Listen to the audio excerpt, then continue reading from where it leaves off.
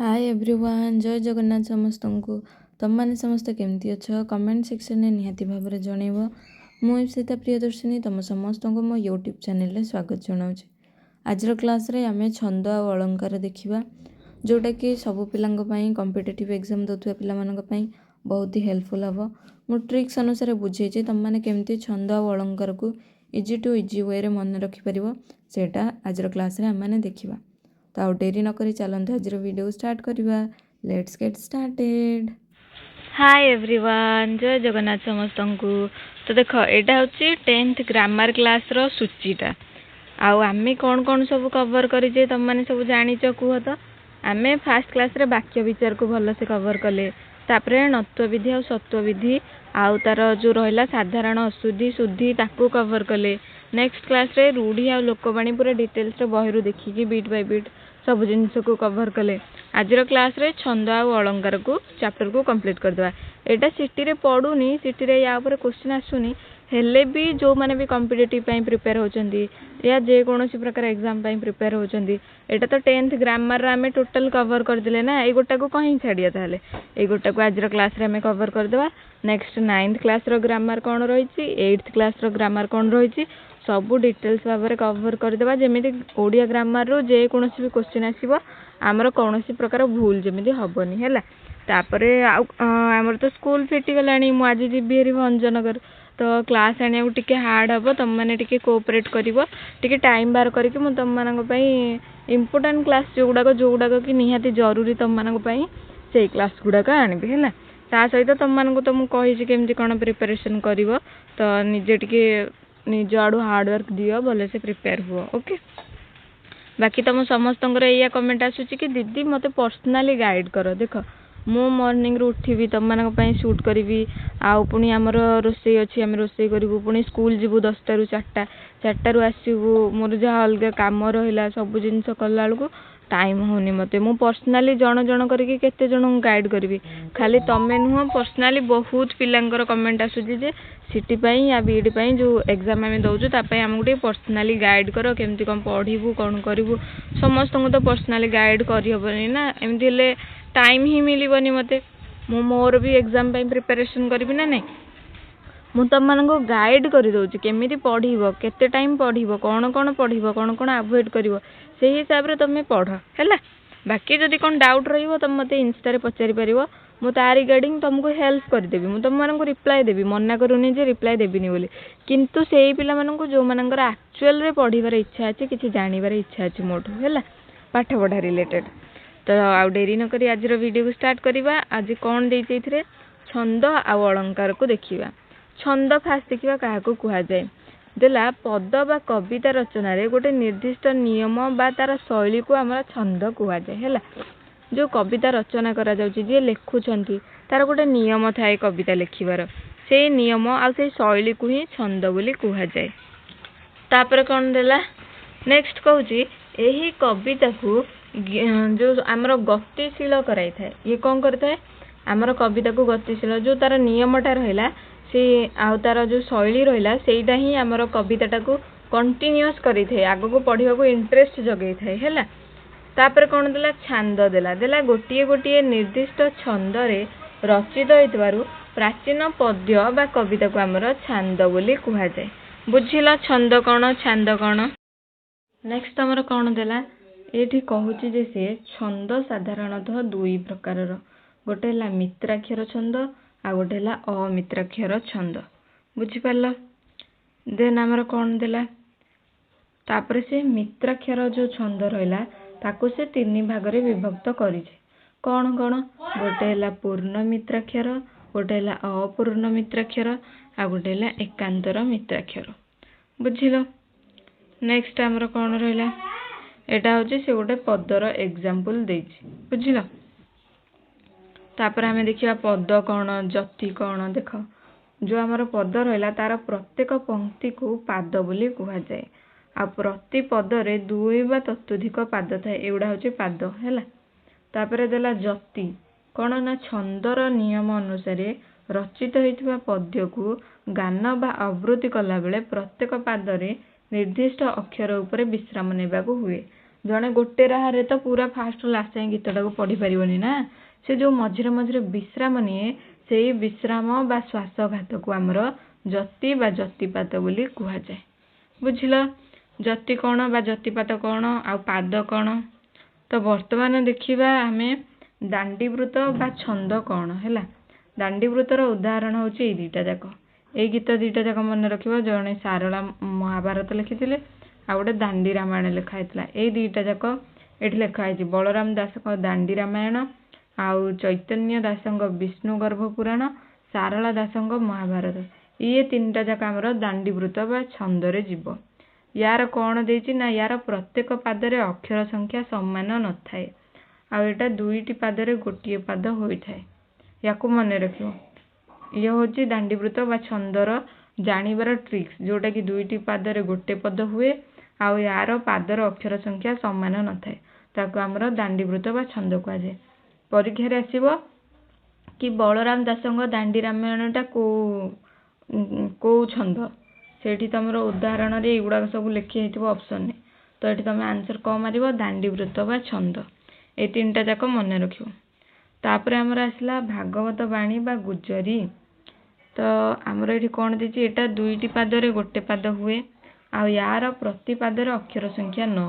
ଏଇ ଟ୍ରିକଟାକୁ ମନେ ରଖିବ। ଯାହାର ଅକ୍ଷର ସଂଖ୍ୟା 9 ତାକୁ ଆମର ଭାଗବତ ବାଣୀ ବା ଗୁଜରୀ କୁହାଯାଏ। ୟାର ଅନ୍ୟ ନାଁ ଅଛି ନବାକ୍ଷରୀ ବୃତ, ନବାକ୍ଷରୀ ଛନ୍ଦ ମଧ୍ୟ କୁହାଯାଏ। ଅନ୍ୟ ନାଁରେ ମଧ୍ୟ ପରୀକ୍ଷାରେ ପ୍ରଶ୍ନ ଆସିବ ହେଲା। ଇଏ ହଉଛି ତାର ଉଦାହରଣ। ଏଠୁ ଗଣିଦବ। ଇଏ 3, 2, 5, 4, 9। ସବୁ ଧାଡିରେ 9ଟା 9ଟା ହିଁ ହବ ହେଲା। 9ଟା 9ଟା ୱାର୍ଡ ହିଁ ହବ। ଦେଖ, ଇଏ ହଉଛି ପ୍ରାଣୀର ଭଲ ମନ୍ଦ ବାଣୀ, ମରଣ କାଳେ ତାହା ଜାଣି। ଇଏ ହଉଛି ଭାଗବତ ବାଣୀ ବା ଗୁଜରୀ ବା ନବାକ୍ଷରୀ ବୃତ ବା ନବାକ୍ଷରୀ ଛନ୍ଦ। ଏଇଟା ସେମିତି ଅମୃତ ବିନୟ ବଚନ, କହି ତୋଷିବ ପ୍ରାଣୀ ମନ। ଇଏ ହଉଛି ଭାଗବତ ବାଣୀର ଉଦାହରଣ। ତାପରେ ଦେଖିବା ଏଠି ନଟବାଣୀ ବା ବିଭାସ କେଦାର ତ ଦେଖେଇନି। ଚୋଖି ଆସିଲା। ଚୋଖିରେ କଣ ଦେଲା ନା, ଇଏ 4ଟା ପାଦରେ ଗୋଟେ ପଦ ହୁଏ।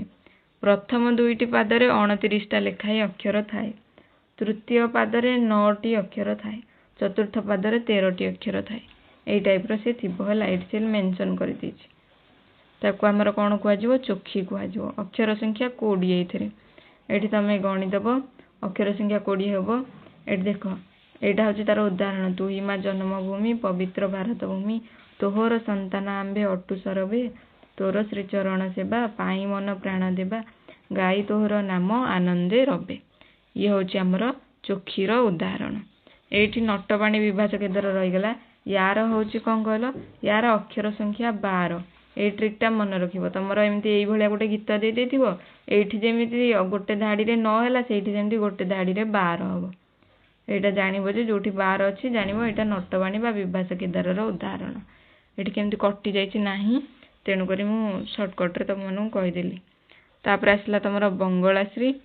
ଏଇଥିରେ ହଉଛି ତମର ଅକ୍ଷର ସଂଖ୍ୟା 20। ଆଉ ଏଥିରେ କଣ ହୁଏ? ଏଇଟା ହଉଛି ଗୀତ ତାର। ମା ମା ବୋଲି କେତେ ମୁଁ ଖୋଜିଲି, ମାକୁ ପାଇଲି ନାହିଁ, ଭାଇ ଭାଇ ବୋଲି କେତେ ମୁଁ ଡାକିଲି, ନଦେଲେ ଉତ୍ତର କେହି। ବଙ୍ଗଳାଶ୍ରୀରେ ଅକ୍ଷର ସଂଖ୍ୟା 20। ଏଟା ମନେ ରଖିବ। ଆଉ ଇଏ ହଉଛି ଗୋଟିଏ ପଦରେ ଦୁଇଟି ପାଦ ବିଶିଷ୍ଟ ହେଲା। ବଙ୍ଗଳାଶ୍ରୀରେ ହଉଛି ଅକ୍ଷର ସଂଖ୍ୟା 20। ଆଉ ଆମର ଚୋଖିରେ ହଉଛି କେତେ? ଚୋଖିରେ ଲେଖା ହେଇଥିବ ଏଠି କୋଉଠି 12, 13, 15, 16। ଏଠି ଚୋଖିରେ ସେ ଦେଇଛି। ଆକ୍ଚୁଆଲି ଚୋଖିରେ କେତେ ଥାଏ ନା 29। ରୁହ, ସେ ଦେଇଛି ପ୍ରଥମ ଆଉ ଦ୍ୱିତୀୟ ପଦରେ ଏତିକି ଥିବ। କେତେ ନା 29। ତାପରେ ତମର ଥିବ 9। ତାପରେ ଏଠି ଦେଲା 5, 5, 10, 11, 12, 13, 29, 29, 9, 13। ଏଇ ଟାଇପର ସେ ଥିବ ହେଲା ଚୋଖିରେ। ସେଇ ତମେ ଏଇ ଲେଟର କୋଡିଂ ଅନୁସାରେ ହିଁ ଜାଣିପାରିବ କି କୋଉଟା ଚୋଖି। ଚୋଖିର କେବଳ ଏଇ ଗୋଟିଏ ଉଦାହରଣ, କେବଳ ଏଇ ଗୋଟିଏ ଉଦାହରଣ ଦେଲେ ହିଁ ତମେ ଜାଣିବ ଯେ ଏଇଟା ଚୋଖି ବୋଲି। ବୁଝିଲ? ତାପରେ ଆସିଲା ତମର ରାମକେରି। ରାମକେରିରେ ହଉଛି 16। ପ୍ରତି ପାଦରେ 16ଟା ଅକ୍ଷର ଥାଏ। ଇଏ ହଉଛି ତାର ଉଦାହରଣ। ଦୁଇଟି ପାଦରେ ଗୋଟିଏ ପଦ ହୁଏ। ସବୁବେଳେ ଏତିକି ମନେ ରଖିବ, ଦୁଇଟି ପାଦରେ ଗୋଟିଏ ପାଦ ହୁଏ, ଆଉ ତାର ଅକ୍ଷର ସଂଖ୍ୟା କେତେ। ରାମକେରିରେ ହଉଛି ଦୁଇଟି ପାଦରେ ଗୋଟିଏ ପଦ, ଅକ୍ଷର ସଂଖ୍ୟା 16। ଆମର ସେମିତି ଆସିଲା ବଙ୍ଗଳାଶ୍ରୀରେ ହଉଛି ଅକ୍ଷର ସଂଖ୍ୟା 20। ଇଏ ମଧ୍ୟ ଦୁଇଟି ପଦରେ ଗୋଟିଏ ପଦ। ତାପରେ ଆମର ଆସିଲା ଚୋଖି। ଏଥିରେ ହଉଛି 29 29 9 13 ଇଏ ହେଉଛି ଚୋଖୀ। ଇଏ ମଧ୍ୟ ଦୁଇଟି ପଦରେ ଗୋଟିଏ ପଦ ହୁଏ। ଇଏ ମଧ୍ୟ ଗୋଟିଏ ପଦ ହୁଏ। ତାପରେ ଆମର ନଟବାଣୀ ଆସିଲା। ଏଇଟା ହେଉଛି ଆମର ଏଇଟା ମଧ୍ୟ ଦୁଇଟି ପଦରେ ଗୋଟିଏ ପଦ ହୁଏ। ଏଥିରେ ହେଉଛି ଅକ୍ଷର ସଂଖ୍ୟା 12। ତାପରେ ଆମର ଭଗବତ ବାଣୀ ବା ଗୁଜରୀ ଆସିଲା। ଇଏ ହେଉଛି ଅକ୍ଷର ସଂଖ୍ୟା 9। ଇଏ ମଧ୍ୟ ଦୁଇଟି ପଦରେ ଗୋଟିଏ ପଦ ହୁଏ। ବୁଝିଲ? ଛନ୍ଦର ଡିଟେଲ୍ସରେ ମୁଁ ତମମାନଙ୍କୁ କହିଦେଲି। ଏବେ ଦେଖିବା ଅଳଙ୍କାର। ଅଳଙ୍କାର ବିଷୟରେ କ'ଣ ଦେଇଛି। ଅଳଙ୍କାର କ'ଣ ଦେଲା ନା ସାହିତ୍ୟକୁ ସରସ ସୁନ୍ଦର ଓ ରମଣୀୟ କରିବାକୁ ଯେଉଁ ସୌନ୍ଦର୍ଯ୍ୟବର୍ଦ୍ଧକ ଉପାଦାନ ଆବଶ୍ୟକ ହୁଏ ତାକୁ ଆମର ଅଳଙ୍କାର କୁହାଯାଏ। ବୁଝିଲ? ତାପରେ ଆମର ଅଳଙ୍କାରକୁ ଏଠି ମୁଖ୍ୟତଃ ଦୁଇ ଭାଗରେ ବିଭକ୍ତ କରାଯାଇଛି। ଗୋଟେ ହେଲା ଶବ୍ଦ ଅଳଙ୍କାର, ଆଉ ଗୋଟେ ହେଲା ଅର୍ଥ ଅଳଙ୍କାର। ଶବ୍ଦ ଅଳଙ୍କାର କାହାକୁ କୁହାଯାଏ ନା ଯାହାଦ୍ୱାରା ଶବ୍ଦ ସରସ ସୁନ୍ଦର ଓ ଶ୍ରୁତି ମଧୁର ହୋଇଥାଏ ତାହାକୁ ଶବ୍ଦ ଅଳଙ୍କାର କୁହାଯାଏ। ଶବ୍ଦ ଅଳଙ୍କାରର ଟାଇପ୍ସ ହେଲା ଯମକ, ଅନୁପ୍ରାସ, ଶ୍ଲେଷ। ତାପରେ ଯାହାଦ୍ୱାରା ଅର୍ଥ ଆମର ରମଣୀୟ ଓ ଚିତ୍ତାକର୍ଷକ ହୁଏ ତାକୁ ଆମର ଅର୍ଥ ଅଳଙ୍କାର କୁହାଯାଏ। ଉଦାହରଣ ହେଲା ଉପମା, ଉତ୍ପ୍ରେକ୍ଷା, ରୂପକ, ବ୍ୟତିରେକ। ବୁଝିଲ? ଦେଖ ଶବ୍ଦ ଅଳଙ୍କାର କ'ଣ ଯୋଉଟାକି ଯାହା ମାନେ କ'ଣ ଶବ୍ଦ ଗୁଡ଼ାକ ସରସ ସୁନ୍ଦର ଆଉ ଶୁଣିବାକୁ ମଧୁର ଲାଗିବ, ସେଇଟା ହେଉଛି ଶବ୍ଦ ଅଳଙ୍କାର। ଅର୍ଥ ଅଳଙ୍କାର କ'ଣ ନା ଯୋଉଥିରେ ଅର୍ଥଟା ରମଣୀୟ ଆଉ ଚିତ୍ତାକର୍ଷକ ହବ ତାକୁ ଆମର ଅର୍ଥ ଅଳଙ୍କାର କୁହାଯାଏ। ଶବ୍ଦ ଅଳଙ୍କାରର ଉଦାହରଣ କ'ଣ ନା ଯମକ, ଅନୁପ୍ରାସ ଆଉ ଶ୍ଲେଷ। ଅର୍ଥ ଅଳଙ୍କାରର ଉଦାହରଣ କ'ଣ ନା ଉପମା, ଉତ୍ପ୍ରେକ୍ଷା, ରୂପକ, ବ୍ୟତିରେକ। ଏଇ ଟାଇପ୍ସ ଗୁଡ଼ାକ ବର୍ତ୍ତମାନ ଆମେ ଦେଖିବା ହେଲା। ଫାର୍ଷ୍ଟ ଆସିଲା ଆମର ଅନୁପ୍ରାସ। ଅନୁପ୍ରାସରେ କ'ଣ ହୁଏ ନା ପଦ ମଧ୍ୟରେ ଏକ ବା ଏକାଧିକ ବ୍ୟଞ୍ଜନ ବର୍ଣ୍ଣର ବାରମ୍ବାର ଉଚ୍ଚାରିତ ହେବାକୁ ଆମର ଅନୁପ୍ରାସ କୁହାଯାଏ। ଦେଖ ଏଠି ଳଟା କେମିତି ବାରମ୍ବାର ଉଚ୍ଚାରିତ ହେଇଛି। ଦେଖ ଉତ୍କଳ କମଳା ବିଳାସ ଦୀର୍ଘିକା ମରଳ ମାଳିନୀ ନୀଳାମ୍ବୁ ଚିଲିକା। ଏଥିରେ କ ଳ ଆଉ ମ ବାରମ୍ବାର ଆବୃତ୍ତି ହେଇଛି। ଇଏ ହେଉଛି ଅନୁପ୍ରାସର ଉଦାହରଣ। ଏଠି ଆଉ ଗୋଟେ ଉଦାହରଣ ଦେଲା ଦେଖିନ ବକାଳିକା ବକାଳିକା ମାଳିକା ଆଳିକାଳିକା କାନ୍ତ ସ୍ମରି ରକ୍ଷା କେମନ୍ତ କରି କରିବା ମତେ କରି ଗତିକି ଏମନ୍ତ ବିଚାରି। ଏଠି କ ଳ ଆଉ ର ବ୍ୟଞ୍ଜନ ବର୍ଣ୍ଣର ବାରମ୍ବାର ଉଚ୍ଚାରିତ ହେଉଛି। ତେଣୁକରି ଏକ ବା ଏକାଧିକ ବର୍ଣ୍ଣ ବ୍ୟଞ୍ଜନ ବର୍ଣ୍ଣ ବାରମ୍ବାର ଉଚ୍ଚାରିତ ହେଲେ ତାକୁ ଆମର ଅନୁପ୍ରାସ କୁହାଯାଏ। ଅନୁପ୍ରାସ ବୁଝିଗଲ? ତାପରେ ତମର ଆସିଲା ଯମକ। ଯମକ କ'ଣ ଦେଲା ଭିନ୍ନ ଅର୍ଥବୋଧକ ଏକ ପ୍ରକାର ଶବ୍ଦର ବାରମ୍ବାର ଆବୃତ୍ତିକୁ ଯମକ ଅଳଙ୍କାର କୁହାଯାଏ। ଉଦାହରଣ ଦେଖ ଦେଖରେ ନଳିନୀ ନଳିନୀ ନଳିନୀରେ ପୂରିତ ଭ୍ରମନ୍ତି ଭ୍ରମରେ ଭ୍ରମରେ ଭ୍ରମରେ ଏ ଶୋଭିତ। ଏଠି ନଳିନୀ ନଳିନୀ ନଳିନୀ ବାରମ୍ବାର ଉଚ୍ଚାରିତ ହେଲା। ଭିନ୍ନ ଅର୍ଥ ମାନେ ଗୋଟେ ପ୍ରକାର ଶବ୍ଦ କିନ୍ତୁ ତାର ଅର୍ଥ ଭିନ୍ନ ଭିନ୍ନ, ତାକୁ ଆମର ଯମକ କୁହାଯାଏ। ଦେଖ ଏଠି ଯୋଉ ନଳିନୀ ଦେଲା, ନଳିନୀର ଅର୍ଥ କ'ଣ ପୁଷ୍କରିଣୀ, ତୃତୀୟ ନଳିନୀର ଅର୍ଥ କ'ଣ ପଦ୍ମ, ଆଉ ଆମର ପଦ୍ମିନୀ ଜାତୀୟ ସୁନ୍ଦରୀ ରମଣୀ। ପ୍ରଥମ ନଳିନୀ ଯୋଉ ରହିଲା ଏଇଟା ସମ୍ବୋଧନ ପଦ କରାଯାଇଛି। ସେକେଣ୍ଡଟା ହେଲା ପୁଷ୍କରିଣୀ ବା ପୋଖରୀ, ଥାର୍ଡଟା ହେଲା ପଦ୍ମ। ସେମିତି ଆମର ଯୋଉ ରହିଲା ଭ୍ରମରେ, ଭ୍ରମରେ ଅର୍ଥ ହେଲା ଭ୍ରମର ମାନେ। ତାପରେ ଦ୍ୱିତୀୟରେ ଯୋଉ ଭ୍ରମର ହେଲା ଏଟା ଭୁଲରେ ବା ବିଭ୍ରାନ୍ତିରେ। ତୃତୀୟରେ ଯୋଉ ଭ୍ରମର ହେଲା ତାହା ହେଲା ଭଉଁରୀରେ ହେଲା। ଏଗୁଡ଼ା ସବୁ ଅର୍ଥ ଅଲଗା ଅଲଗା କିନ୍ତୁ ଗୋଟେ ପ୍ରକାର ଶବ୍ଦର ଆବୃତ୍ତି ବାରମ୍ବାର ଆବୃତ୍ତିକୁ ତାକୁ ଆମର ଯମକ ଅଳଙ୍କାର ବୋଲି କୁହାଯାଏ। ବୁଝିଲ ଯମକ କ'ଣ କାହାକୁ କୁହାଯାଏ? ତାପରେ ଆମର ଆସିଲା ଶ୍ଲେଷ। ସେମିତି ଦେଖିବା ଶ୍ଲେଷ କ'ଣ ନା ଯେଉଁଠାରେ ଗୋଟିଏ ଶବ୍ଦ ଦୁଇ ବା ତହିଁରୁ ଅଧିକ ଭିନ୍ନ ଅର୍ଥ ପ୍ରକାଶ କରେ ସେଠାରେ ଶ୍ଲେଷ ଅଳଙ୍କାର ହୁଏ ହେଲା। ଆଉ ଯେଉଁଠି ଏକାଧିକ ଅର୍ଥ ପ୍ରକାଶ କରୁଥାଏ ତାହାକୁ ଶ୍ଳିଷ୍ଟ ପଦ କୁହାଯାଏ। ଇଏ ଅଛି କ'ଣ ନା ତିନି ପ୍ରକାରର ଶ୍ଲେଷ ଅଳଙ୍କାର। ଗୋଟେ ହେଲା ଅଭଙ୍ଗ ଶ୍ଲେଷ, ସଭଙ୍ଗ ଶ୍ଲେଷ, ଆଉ ଗୋଟେ ହେଲା ଭଙ୍ଗାଭଙ୍ଗ ଶ୍ଲେଷ। ସେତେ ଏଇଟା ଇମ୍ପୋର୍ଟାଣ୍ଟ ନୁହଁ, କୋଶ୍ଚିନ୍ରେ ଆସେନି, ତ ତମେ ୟାକୁ ସ୍କିପ୍ କରିପାରିବ। ଖାଲି ୟାର ଡେଫିନେସନ୍ ମନେ ରଖ।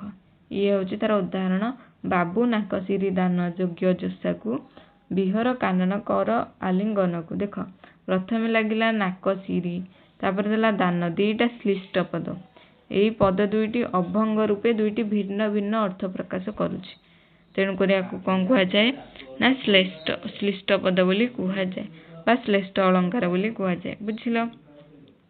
ତାପରେ ତମର ଆସିଲା ଉପମା। ଉପମା ବାଚକ ଶବ୍ଦ କ'ଣ ନା ଉପମେୟ ଓ ଉପମାନ ମଧ୍ୟରେ ଥିବା ସାଧାରଣ ଧର୍ମକୁ ଶବ୍ଦର ସଂଯୋଗ କରିବାକୁ ଅଥବା ସେମାନଙ୍କର ସାଦୃଶ୍ୟ ପ୍ରକାଶ କରିବାକୁ ଆମର ଉପମାବାଚକ ଶବ୍ଦ କୁହାଯାଏ। ଉପମାବାଚକ ଶବ୍ଦରେ ସବୁବେଳେ ପରି, ଯେନେ, ଯଥା, ସଦୃଶ, ତୁଲ୍ୟ, ଯେସନ ପ୍ରଭୃତି ଏଇସବୁ ଶବ୍ଦ ଲାଗିଥିବ। ତାର ଉଦାହରଣ କ'ଣ ଦେଲା? ଖଣ୍ଡ ଖଣ୍ଡ ଧଳା ମେଘ ସୁନୀଳ ଅମ୍ବରେ, ଭାସଇ ବୋଇତ ଯଥା ନୀଳ ସମୁଦ୍ରରେ। ଦେଖ ଏଠି ଯଥା ଲାଗିଲା, ଇଏ ହେଲା ଉପମାବାଚକ ଶବ୍ଦ। ତାପରେ ସେମିତି ଆମର ଏଠି ମଧ୍ୟ ଲାଗିଛି, ଦେଖ ଯଥା, ଯଥା, ତଥା, ଏଗୁଡ଼ା ହେଲା ସବୁ ଉପମାବାଚକ ଶବ୍ଦ। ତାପରେ ତମର ଆସିଲା ରୂପକ। ରୂପକ କାହାକୁ କୁହାଯାଏ? ନା ଉପମାନ ଓ ଉପମେୟ ମଧ୍ୟରେ ଅଭେଦ କଳ୍ପିତ ହେଲେ ତାକୁ ଆମର ରୂପକ ଅଳଙ୍କାର କୁହାଯାଏ। ଇଏ ହେଉଛି ରୂପକ ଅଳଙ୍କାରର ଉଦାହରଣ ହେଲା। ତାପରେ ତମର କ'ଣ ଥିଲା? ଏତିକି ହିଁ ବାସ୍, ରୂପକ ଅଳଙ୍କାର ଏଇଠି ଶେଷ ହେଇଯାଇଛି। ଯଦି ଆଉ କୌଣସି ଟପିକ୍ ନାହିଁ ବି ତମମାନେ ପ୍ଲେଲିଷ୍ଟରୁ ଯାଇକି ଏଇ ଚାପ୍ଟରଟା ଦେଖିପାରିବ। ସେଇଥିରେ ମୁଁ ନୋଟ୍ ଯେଉଁ କରିଛି, ନୋଟ୍ରେ ଡିଟେଲ୍ ଇନଫର୍ମେସନ୍ ଦେଇଛି। ଏଟାରେ PDF କରୁଛି ମୁଁ, କେଉଁଠି କ'ଣ ମିସ୍ ରହିଯାଉଛି ଟିକେ ଦେଖିପାରୁନି। ତ ଇଏ ଥିଲା ଟୋଟାଲ୍ ଚାପ୍ଟର ଆମେମାନେ କମ୍ପ୍ଲିଟ୍ କଲେ। ମୁଁ ଆଶା କରୁଛି ତମମାନେ ଛନ୍ଦ ଆଉ ଅଳଙ୍କାର ଭଲସେ ବୁଝିପାରିଥିବ। ଭିଡ଼ିଓଟି ଭଲ ଲାଗିଥିଲେ ଯିବା ପୂର୍ବରୁ ଲାଇକ୍, ସେୟାର ଆଉ ସବସ୍କ୍ରାଇବ୍ କରିଦେଇଥିବେ। ତ ରହୁଛି, ଜୟ ଜଗନ୍ନାଥ।